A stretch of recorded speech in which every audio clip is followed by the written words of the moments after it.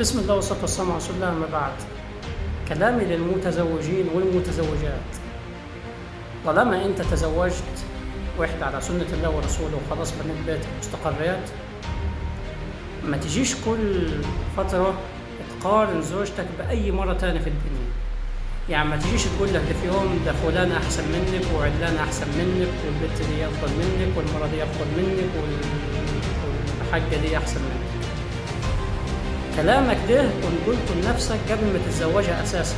يعني لو أنت كنت عايز الصفة دي والصفة دي والصفة دي في وحدة أو في مرة عشان تتزوجها، كنت قبل ما تتجوز وتاخد القرار وتسكن وتاخد واحدة بنت حلال وتسكنها في بيتك، كنت شفت الأنثى اللي تنطبق عليها شروطك اللي أنت هتقارنها بيها دلوقتي.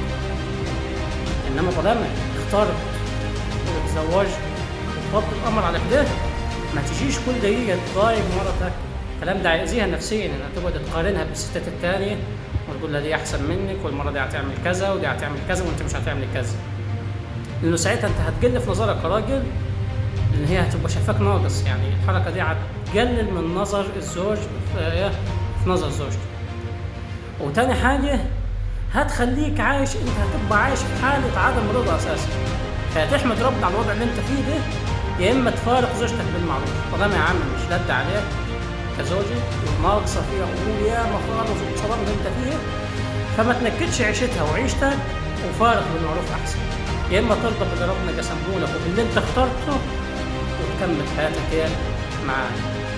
لا يا عم انت عايز كذا وعايز كذا وعايز كذا، يبقى قبل ما تتزوج اختار صح ونقى صح وشوف يا عم نقى على عجب علب وعلى اقل من مهلك.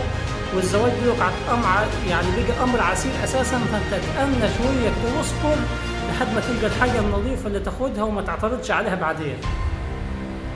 وبرضه زي ما كلامي ده للزوج كلامي للزوجه برضه، انت طالما رضيتي بالزوج ده لانك انت تكون مخيره، ابوك قبل ما يزوجك الفلان ده هيشاورك.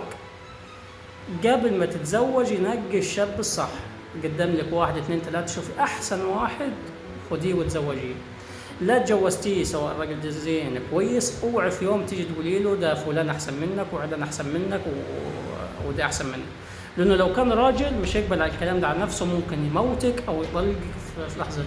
لا، راجلك ده بعدله شويه هينكد عيشتك ومش هتنفع عيشتك معاه. فيا اخواننا قبل ما تتزوجوا اختاروا صح. لا تزوجتوا يبقى خلاص فض الامر على كده. يا ترضى وتستحمل العيشة وتعيش بما يرضي الله، يا إما تفارق بالمعروف بما يرضي الله برضه، لأن الطلاق ده هو حلال بس أبغض الحلال. فأنت يا تعيش بالمعروف يا تفارق بالمعروف. إنما أن تقول لمرتك ده فلان أحسن منك أو أنت تقول لجوزك ده فلان أحسن منك، الكلام ده هيبوظ العلاقة وهيقلل نظركم أنتوا اتنين من بعض، وهيخلي في حالة عدم رضا هتنتهي بكوارث في الأسرة.